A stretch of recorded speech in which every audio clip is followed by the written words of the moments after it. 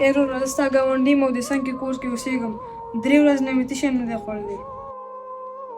او ډېر سخت وږی یم او کور کې واړه هم ډېر وږي دي که لږه ډوډۍ راکړې نو ستا به ډېره غټه مهرباني خیر پرونی دی خو بس پرېږده هڅه ورکړه زه راوړم دا واخله اوس دا ویسه او د ماښام ډوډۍ هم بیا زه راوړم بس وروره الله دې آباد ساته او الله دې درله د دې په بدل کې یو پسله درکړي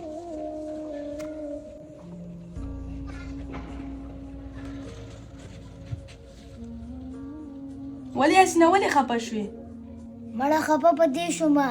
زمونږ هره چرګان وریجې او غوښه خورو زمونږ ګاونډي 3 ورځې نه چې نه دی خوړلی او مونږ دې خبر نه وو